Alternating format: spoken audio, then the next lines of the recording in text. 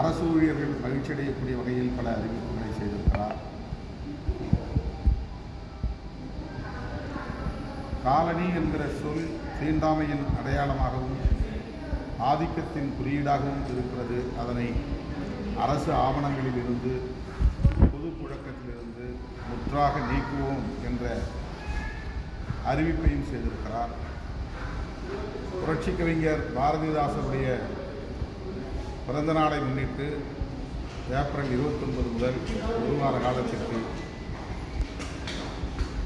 தமிழ் வார விழா நடத்த ஆணையிட்டிருக்கிறார்.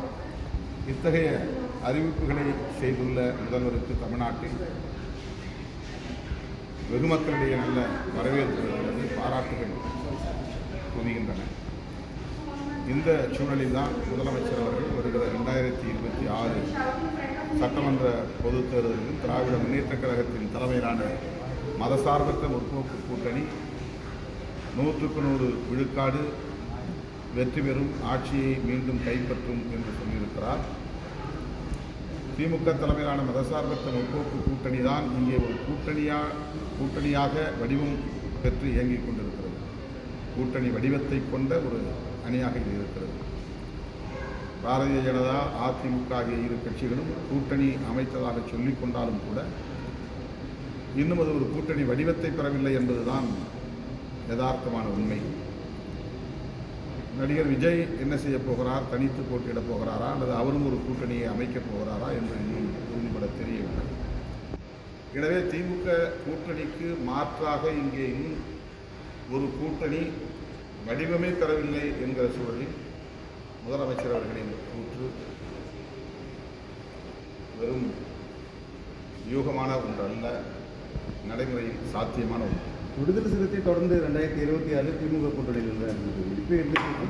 அதுக்கு அந்த கேள்விக்கே இடமில்லை. நாங்கள் அப்படி எந்த ஊசலாட்டத்திலும் இல்லை என்பதை பல முறை நான் தெளிவுபடுத்தியிருக்கிறேன்.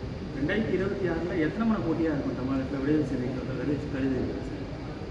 எத்தனை முனை போட்டியாக இருக்கும் விடுதலை சிறுத்தை? எத்தனை முனை போட்டி நடந்தாலும் இருமுனை போட்டி தான் உண்மையான போட்டியாக இருக்க முடியும். தமிழ்நாட்டை பொறுத்தவரையில் திமுக, அதிமுக ஆகிய இரண்டு கட்சிகளும் மக்கள் செல்வாக்கு பெற்றுள்ள கட்சிகள் என்பதை யாரும் மறுக்க முடியாது.